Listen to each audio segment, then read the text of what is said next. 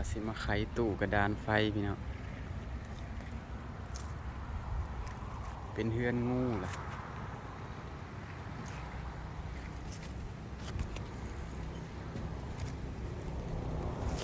บุปลออยู่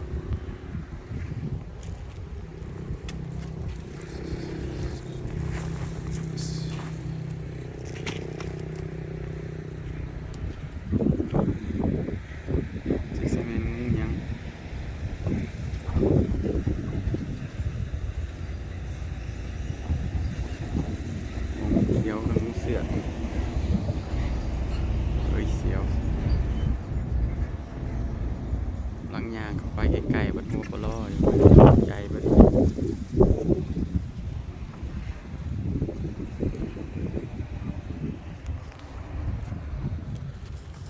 ลมไหลมันออกก่อน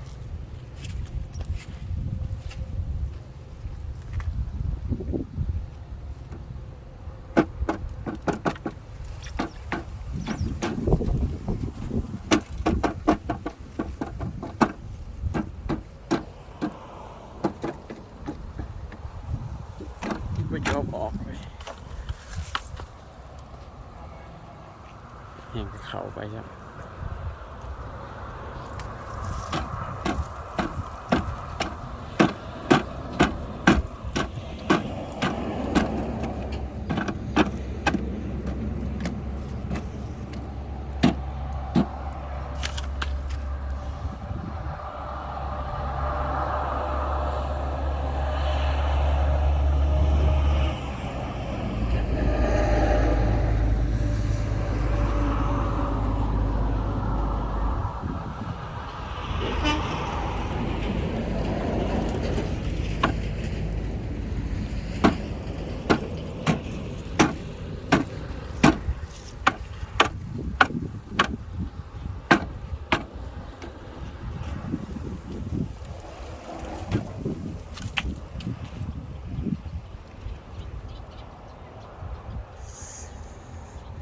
ไม่ยอมออกเลย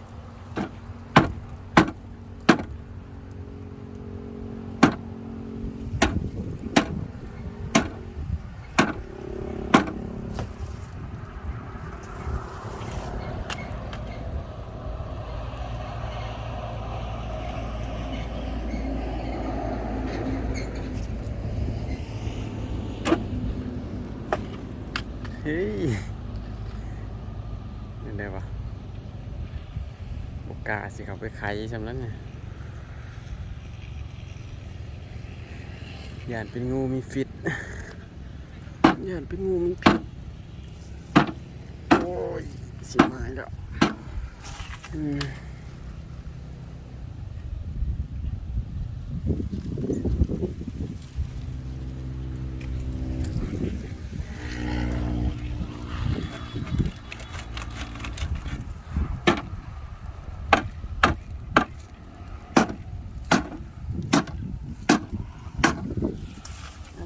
ยอมออกเลย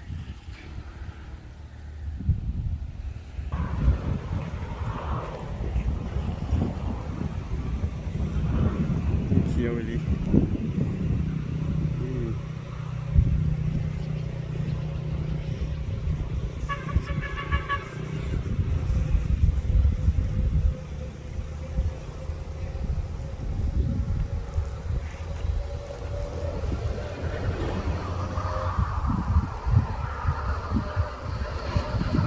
ไปดีไปทำไม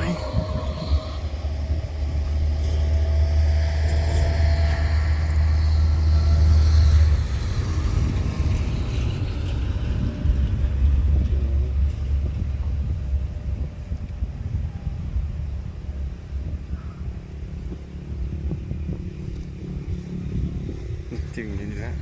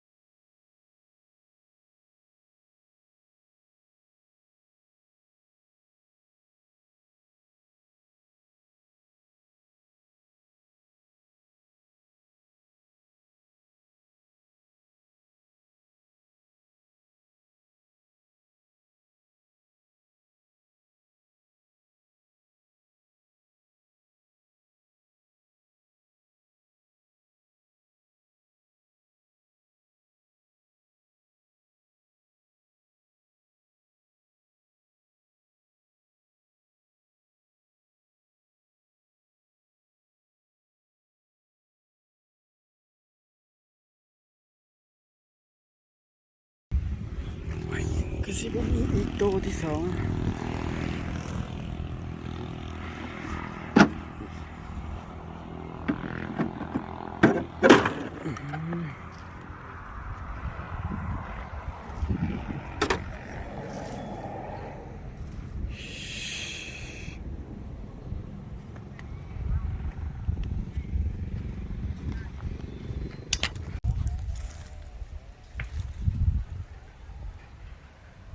เบิ่งมีคราบสงสัยเบิ่นมันลอกคราบอยู่ในนี้นะลอกคราบแล้วก็เข้าไปนอนอยู่ในนี้สงสัยโอ้ยเสียวสันหลังไว้